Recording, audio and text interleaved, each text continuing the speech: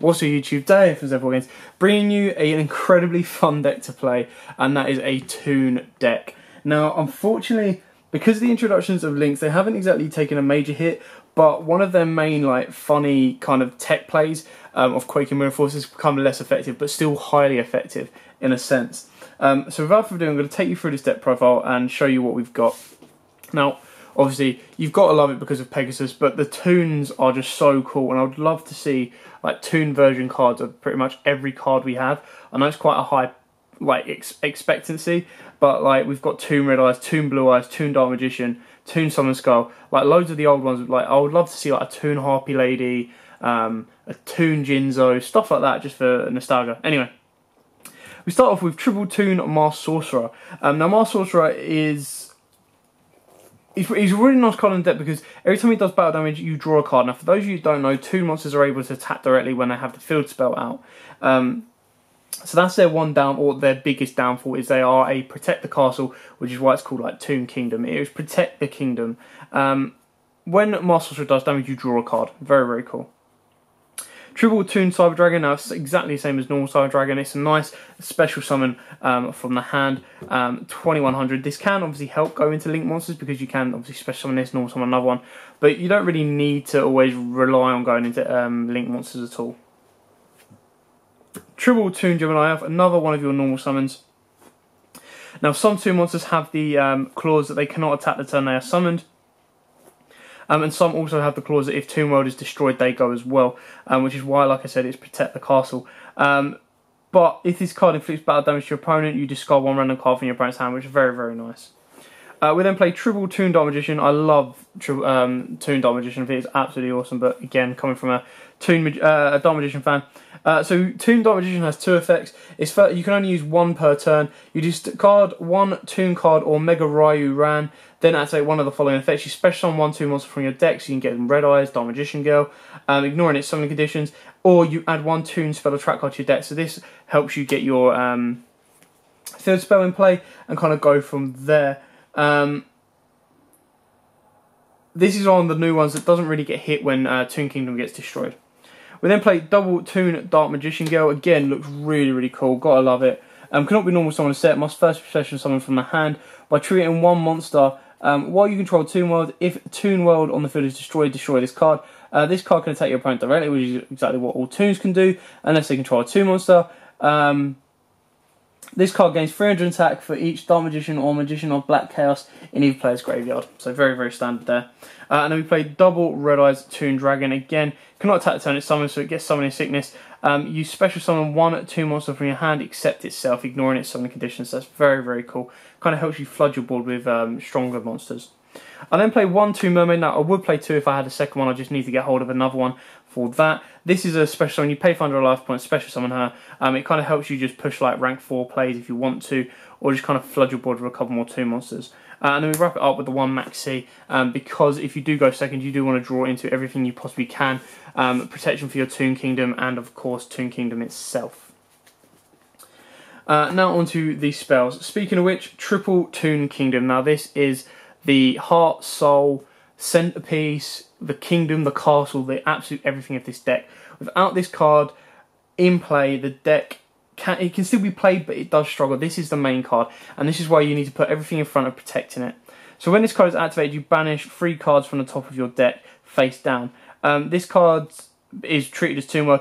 If a Toon monster you control would be destroyed by battle or card effect, you banish 1 card from your top of your deck instead for each of those monsters. So it's very, very cool. It protects your monsters. It's not a once per turn, so if they do pop a Toon Kingdom, you get to play again. You just have to pay the cost of banishing.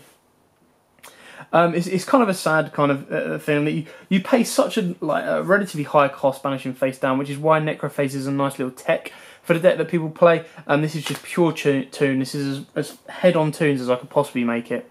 Obviously missing out Summon Skulls and Blue Eyes and stuff like that, which would have been nice to put in. I just don't have them, and this is as competitive, as fun as I could make the deck.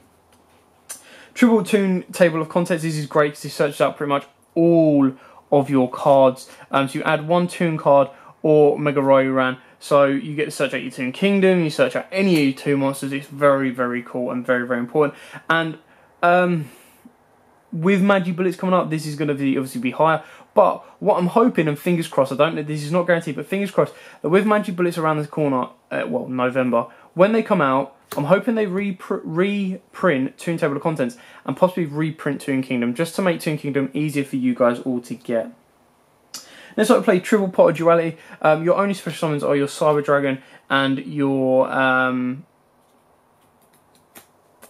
Mermaid. Sorry, brain meltdown there. And your Mermaid during your turn, unless it's a little bit of a later game. Then you've got Dark Magician, but Dark Magician can choose to add, and then obviously Red Eyes again. Double Magic Reflector. I might play this at 3. I'm not too sure yet. I don't want it to clog too much. But Magic Reflector, you just put a token on top of Toon Kingdom, so it can't be destroyed.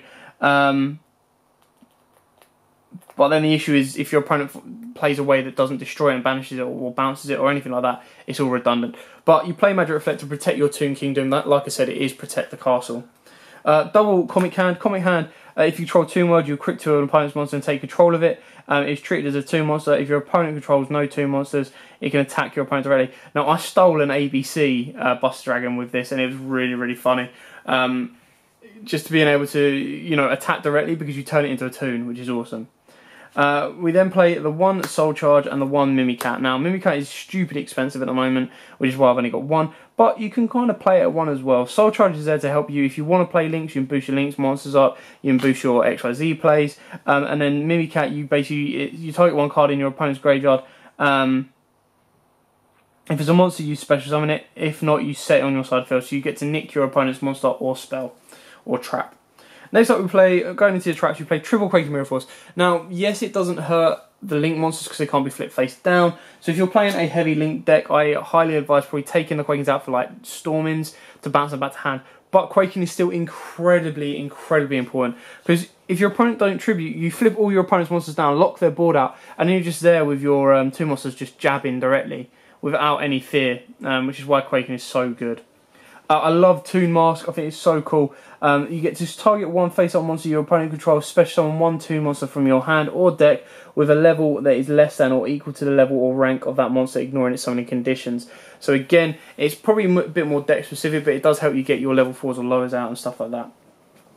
2 Briefcase is another card I love. I love the artwork. I think it's quite funny. When your opponent summons a monster while you control Toon monster, shuffle that monster into the deck so it doesn't target and you just shuffle it back in the deck, which is awesome. And to wrap it up with 1 bottomless trap pile, this can be a warning, it can be a strike, and be pretty much anything you want. A TT, absolutely anything. Okay, so that was it for the main deck. Now onto the extra deck. So for the level 7s, we play Gaia Dragon the Thunder Charger, Red Eyes Flare Metal Dragon, and number 11 Big Eye.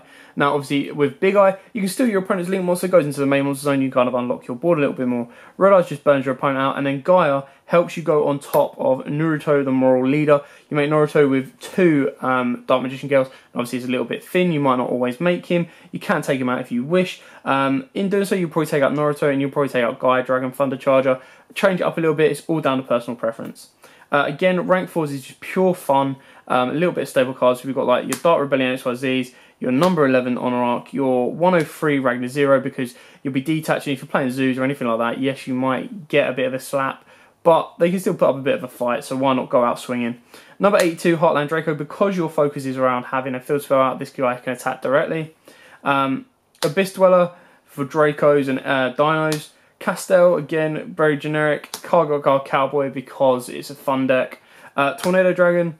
Diamond Dyer, because of Link, you can just go into Diamond Dyer, pop this, pop a troublesome card, and then go again, which is the exact same reason we've had Phantom Knights of Breaksword, and then Super Quantal Mech Beast Grand Pulse. So as you can see, the last 4 are kind of like your level 3s and 4s doing the exact same jobs.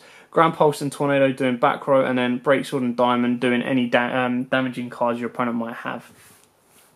And that is it for the deck profile. That is for my fun Toon deck. Now, you've got to love Pegasus. If you're not a Joey fan, you're not a Kaiba fan, you're not a Yugi fan, you're not a Mai fan, 9 times out of 10 you will be a Pegasus fan. So you've got to love all the original characters. They're incredibly fun decks, and you've got to miss the original days of where they were great. We've had Red Eye support, we get the odd bit of Toon support dropped in there, we're getting a set of... I think it's 7th of September, we get more Red Eye support, we get Amazon support, we even get Legendary Fisherman support. So hopefully, fingers crossed, in the future we get more Toon support or more Relinquished support. Anyway, Thanks for watching. Don't forget to like, comment, subscribe and share this video. And until next time guys, as always, happy dueling. If you like that video, why not check out our other videos available. We've got more deck profiles, pack openings and of course duels. And don't forget to click on the most important button of all, that subscribe button right in the bottom left hand corner.